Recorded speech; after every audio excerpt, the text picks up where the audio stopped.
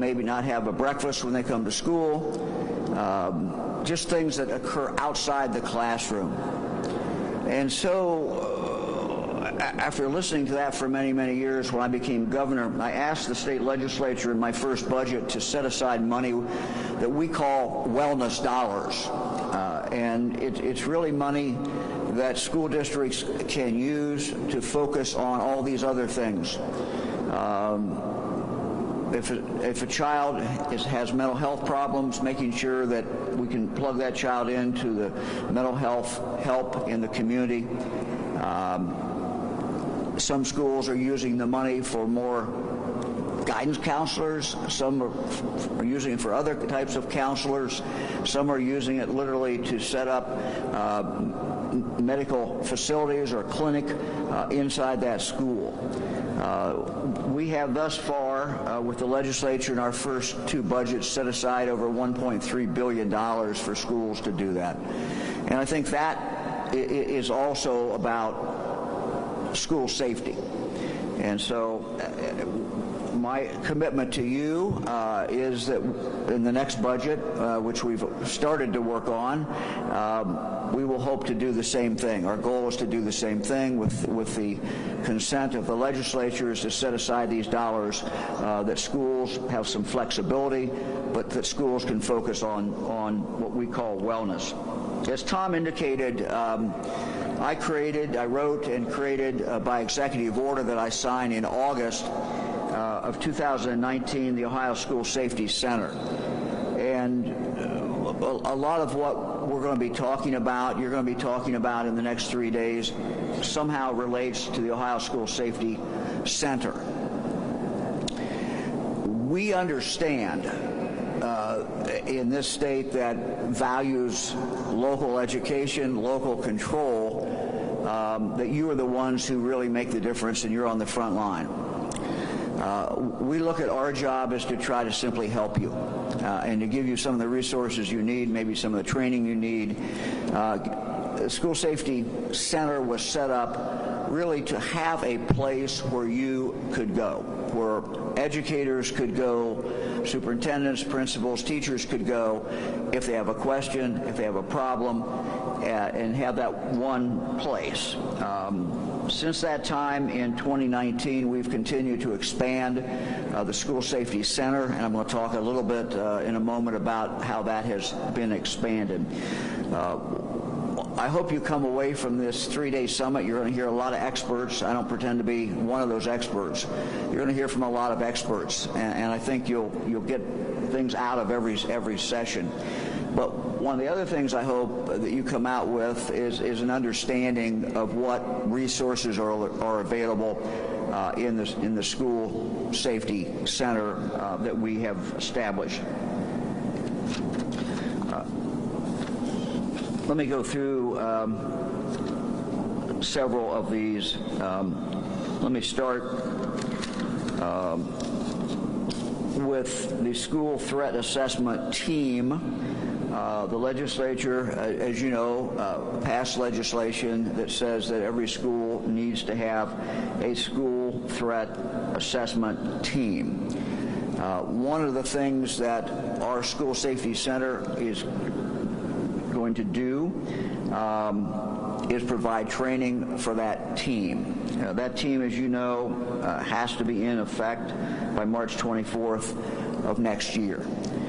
So there's a little time to put that into effect. The purpose of this school threat assessment team in each school is to assess the intent of a student who might be making a threat, and also to assess the ability of that student to carry out that threat. So the history, I think, and the why behind the school threat assessment team goes back to what we've seen in a number of the tragic shooting cases.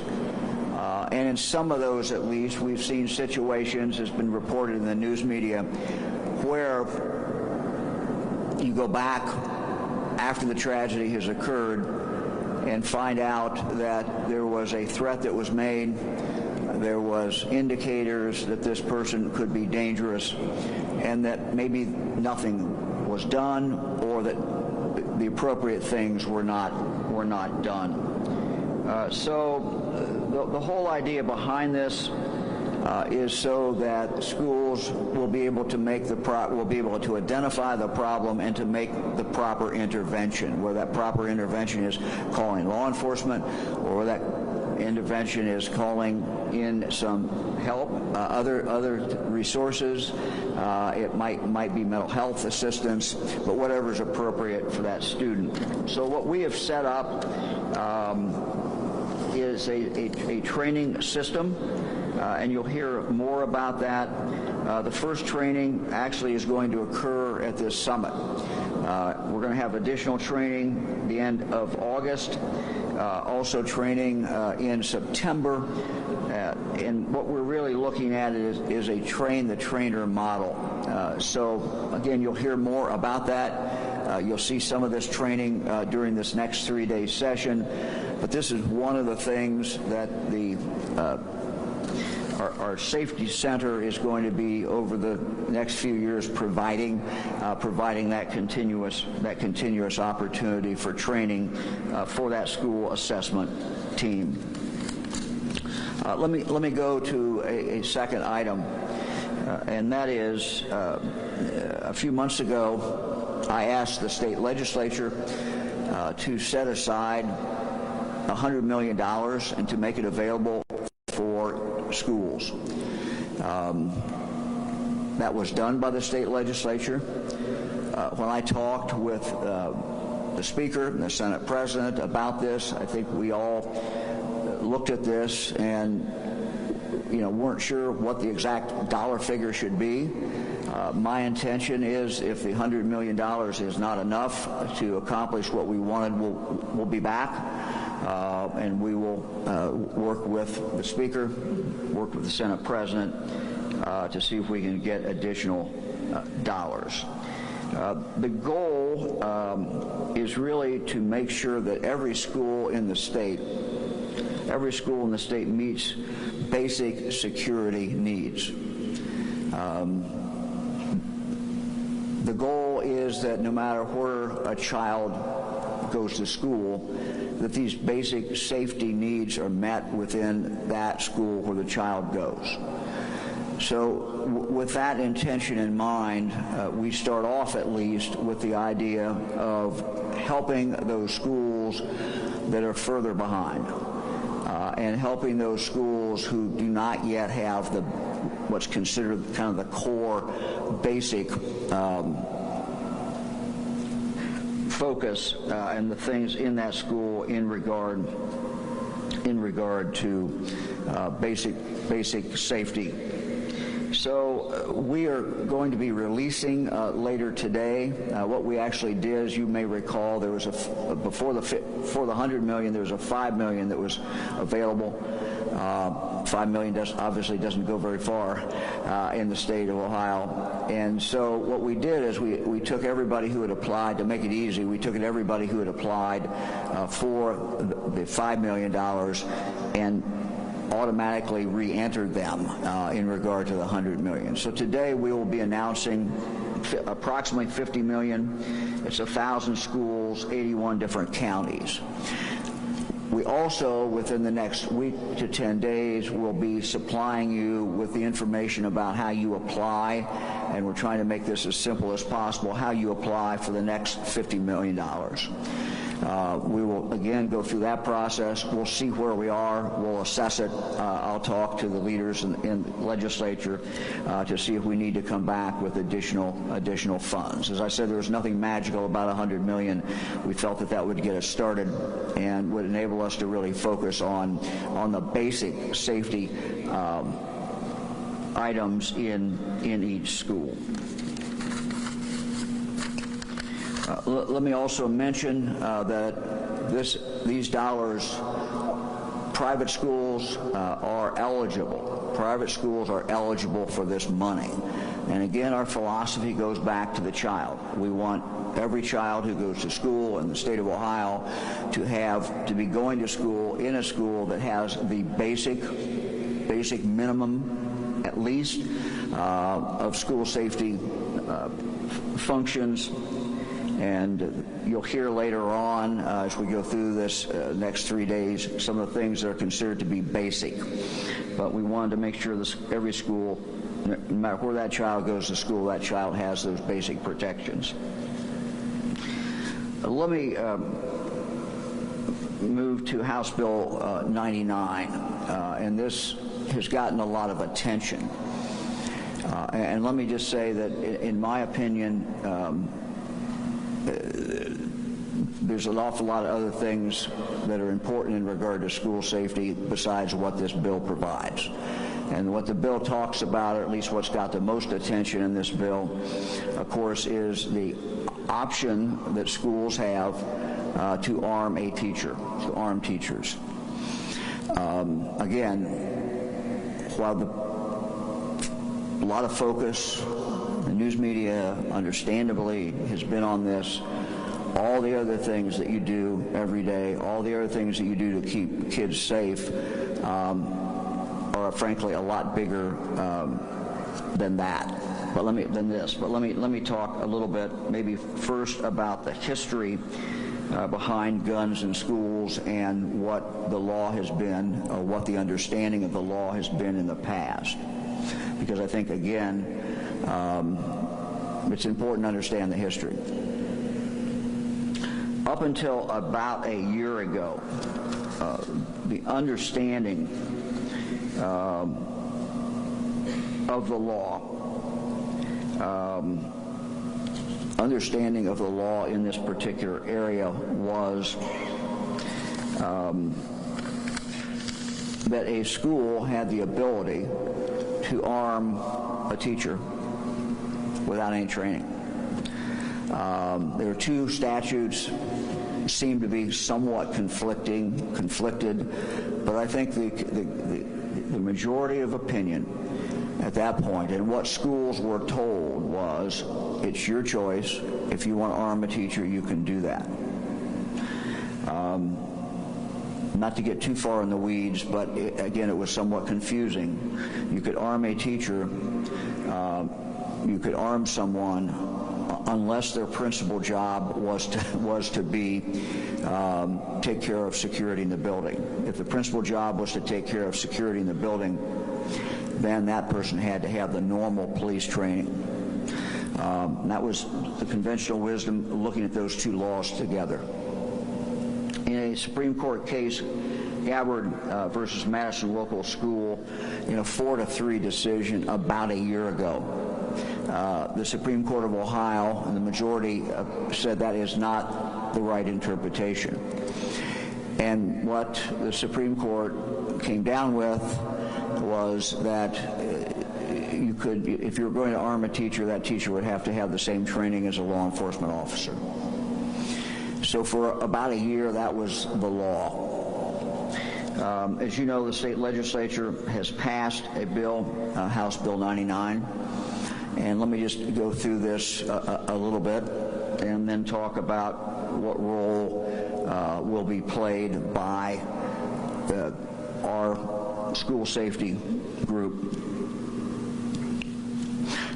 First of all, this is a local decision. We are a local government state. We certainly are a local school state. Over 600 public schools, many private schools, parochial schools. And so the decision about arming a teacher is up to that. Number one, is up to that school, and it's voluntary. Number two, no teacher can be compelled to be armed or to carry a gun. And so when we go through all this discussion, I think that needs to be kept in mind. Some schools have already made it very clear they don't want to do that. And I think each school has to make its own decision based upon the totality of all the facts that they have and the circumstances, how close they are to a law enforcement agency, whether they have, for example, a school safety officer already in the school, or maybe multiple school safety officers. So the decision is up to the local school. The number of hours required, the bill that's passed by the legislature said we could require no more than 24 hours. And that became then my decision. I took the maximum, which the legislature said we could do, which was 24 hours. The legislation also provided that in addition to that 24 hours, if a person in that building, a teacher, for example, in that building, was going to continue to have a gun and be authorized by the school, every year they'd have to have 8 additional hours. We have provided, however, and I've asked our team to work on this, and they are, if a school wants to require more than 24 hours, we will also provide them with the curriculum. So if they want to have 32 hours, if they want to have 50 hours, whatever they want to require, we will provide them with a curriculum that they can follow in regard to that. So that is really kind of a little bit of the history and how we got to where we are today. Our school safety center is now in the process of developing that curriculum. We are also in the process of hiring the trainers who will be involved. We don't have a specific date when both of those will be done, but we hope that is early September. So I've charged our team with moving just as quickly as they can, but they also need to get it right. One of the things that when we were working with the legislature in regard to this whole issue of having a gun in school, one of the things that we emphasized, and this was based on my experience as Attorney General, one of the things that we emphasized is scenario-based training. Scenario-based training is simply trying to come up with a scenario and make it as real as you can. Many times this is done with play actors and people.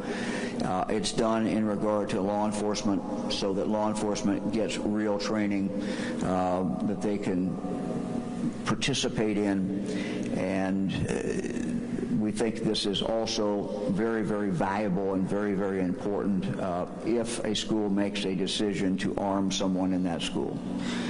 So there'll be, when you see the curriculum come out, there'll be a significant emphasis on the scenario-based training.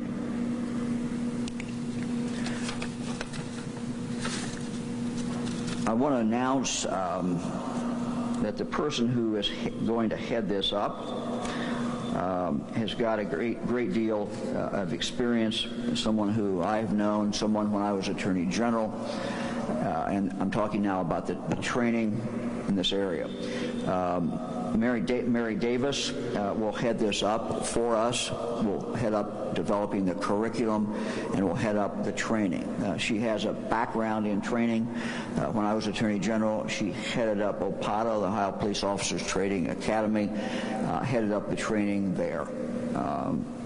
She has significant background in this area. She was also a former chief of police. So she is the right person for the job, and you will be hearing more, I'm sure, from her.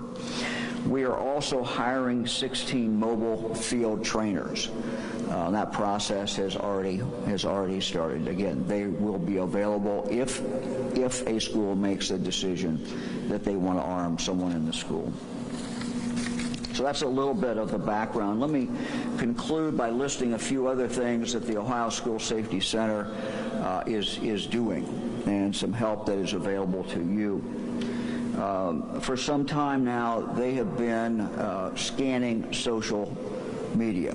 There's a program of how they do this. It's done mechanically, and they scan the internet for any kind of a threat that might be connected in some way with a school. I know that many of your schools are doing that, and we do not want to discourage you from doing that. We would certainly encourage you to do that.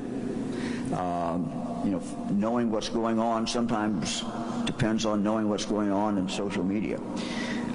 But as a complement to that, or in addition to that, our school safety, we do have people every day who are scanning the social media.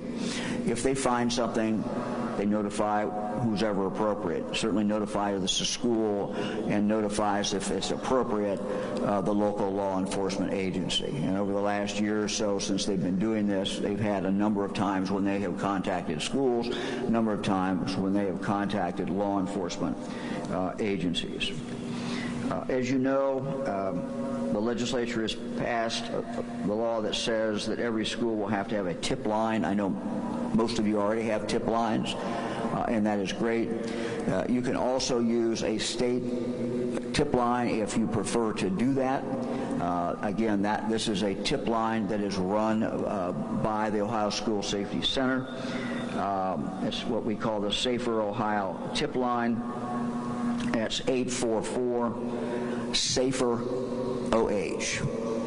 And if you want to adopt that and use that, then you can certainly use that, and that is up to you as well.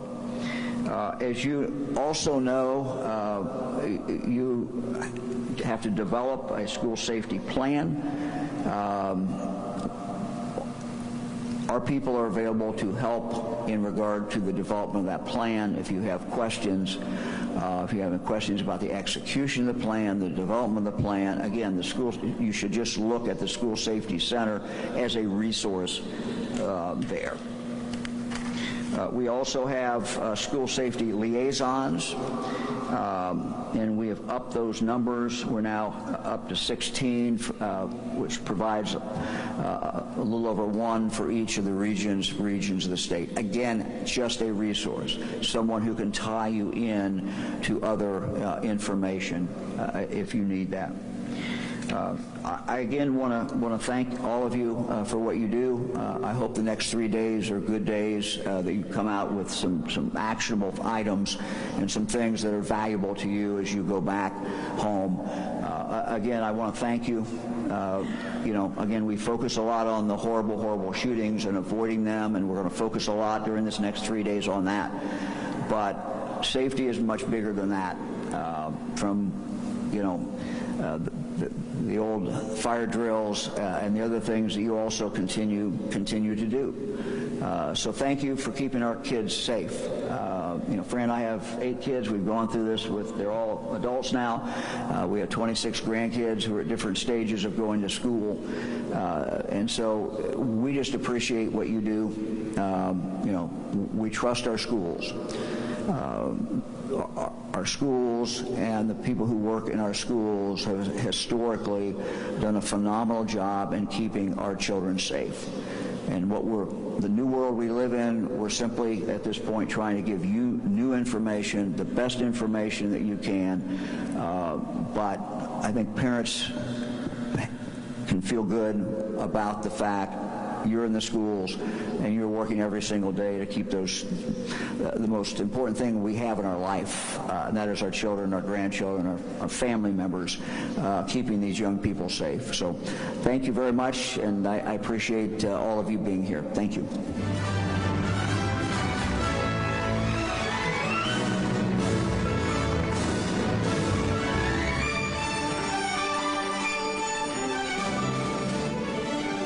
Thank you so much, Governor, for being with us this morning, and thanks again for your leadership.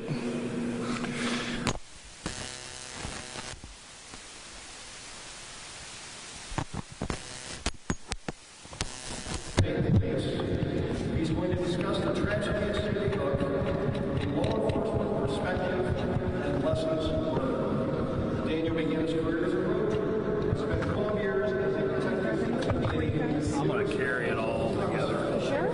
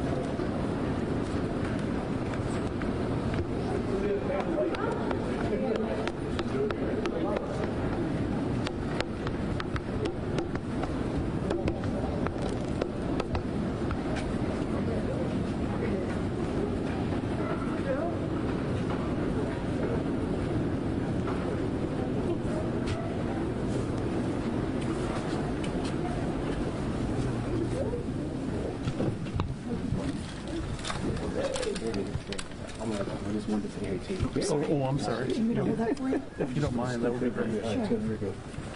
Anybody need to wire me here? You got it all. This is you? Yeah. Get that door shut. We got everybody in, do we think? We can all be looking at the same. Here, I'll just do this. Thanks, I appreciate it. Yeah. Wait, Don't mind me, wait till he Governor. gets that.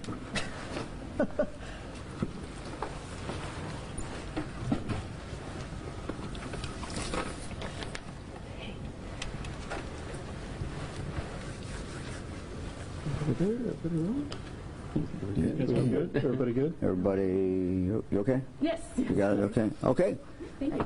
Governor, I wanted to ask you, I'm with NBC4, just helping out, but yeah, I wanted to ask you about some of the public records laws that are going to come along with HB 99, especially in terms of, security concerns, not knowing which teachers or school employees are going to be carrying.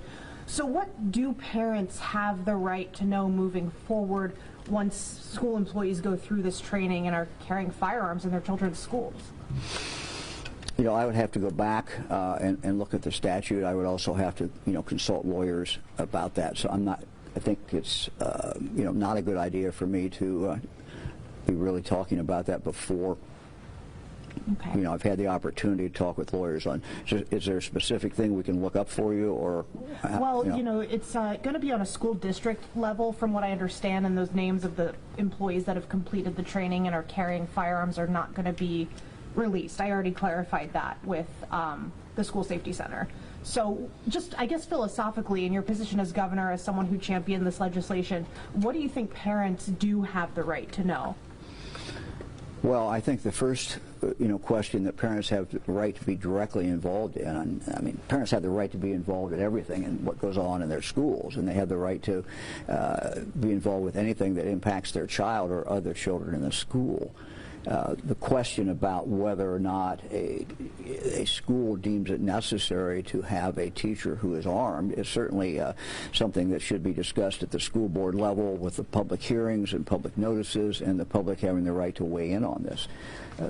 One of the points I made today to the teachers and to the educators is that when you talk about public safety and you talk about keeping kids safe in schools, there's so much more to this than the question whether or not a teacher has a gun or does not have access to a gun. The traditional things of making sure that building is secure. And there are many things that are frankly more important in regard to that than whether or not a teacher has a gun or does not have a gun. So I think, parents have a right to know all the different things that schools are doing to keep their kids safe, unless the disclosure of that piece of information would enable a would-be assailant to have information that would help him get into the school or to harm the children. So that is the balance, I think, that we always have to have. Public has a right to know everything unless it's a direct threat, knowing that information to schools. And so when you deal with security issues,